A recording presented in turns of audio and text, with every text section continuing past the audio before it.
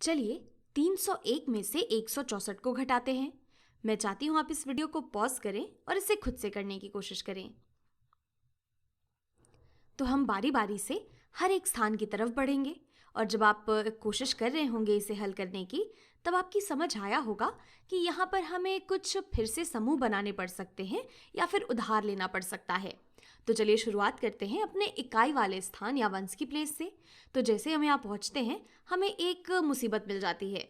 हमें यहाँ पर 4 घटाना है 1 में से। हमें एक बड़ी संख्या घटानी है एक छोटी संख्या में से, तो ये तो मुश्किल है। फिर अगर हम अपने दहाई वाले स्थान पर बढ़ें तो एक और मुसीबत आ जाती है। फिर से हमें यहाँ पर एक बड़ी संख्या को 6 को घटाना है 0 में से। अब ये कैसे होगा? तो ये सब देखते हुए आपको लग रहा होगा कि अगर हम यहाँ पर फिर से समूह बना सकें या फिर उधार ले सकें तो हमारा काम बन जाएगा। लेकिन जैसे ही आप ये करने की तरफ आगे बढ़ेंगे, आपको एक और मुसीबत आ जाएगी और वो तीसरी मुसीबत ये होगी कि आप सोचेंगे कि यहाँ पर अगर इकाई स्थान पर मैं उधार ले लेता हूँ दहाई स्थान से, तो यहाँ पर मेरे पास कुल 11 इकाइयाँ हो जाएंगी और मैं 11 इकाइयों में से तो 4 इकाइयाँ घटा सकती हूँ। लेकिन फिर अगर आप अपने दहाई स्थान से उधार लेने की तरफ बढ़ेंगे तो यहाँ आप देखेंगे कि आपके पास दहाई स्थान पर तो कुछ भी नहीं है, यहाँ तो 0 है हमारे पास। तो 0 में से हम कुछ कैसे उधार ले सकते हैं? तो इस मुसीबत से छुट्टी पाने के लिए मैं क्या करूँगी, मैं पहले इस दहाई वाले स्थान का ही जुगाड़ कर दूंगी। पहले हम इस दहाई वाले स्थान को कुछ दे देते हैं ताकि अगर हमें बाद में इकाई वाले स्थान के लिए उधार लेना हो तो हमें इतनी मुश्किल ना आए।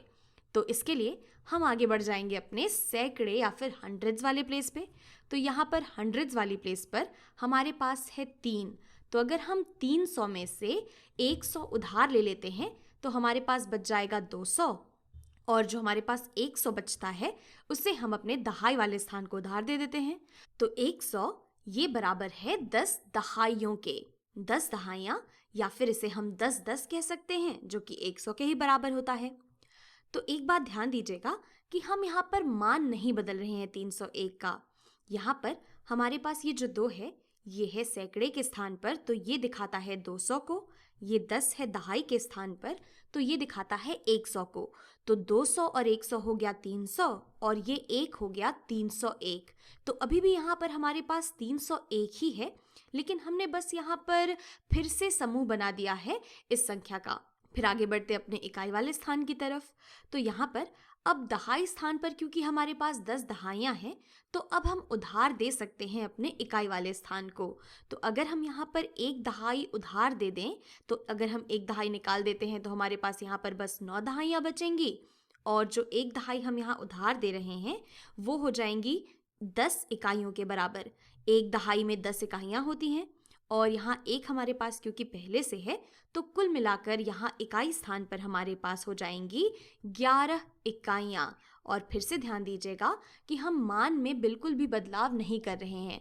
यहाँ पर हमारे पास अब है 2 सैकड़े या 200, 9 दहाइयाँ यानी कि 90, तो ये हो गया 290, और ये हो गया 11। तो 290 में 11 जुड़कर फिर से 301 के ही बराबर हो जाता है। यानी कि हम यहाँ पर बस रीग्रुपिंग कर रहे हैं और कुछ भी नहीं। तो अब ये घटाना हमारे लिए आसान हो गया है, क्योंकि अब हमें सब बड़ी संख्याओं में से छोटी संख्याएं घटानी है। यहाँ इकाई वाले स्थान पर हमारे पास है 11, जिसमें से हमें 4 घटाना है।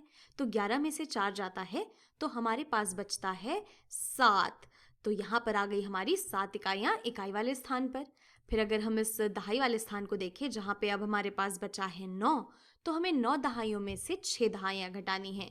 9 में से 6 दहाइयाँ जाती हैं तो हमारे पास 3 दहाइयाँ बचती हैं।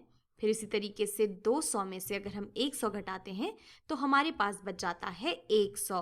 यानी कि 301 में से 164 घटाने पे हमें 137 मिलता है।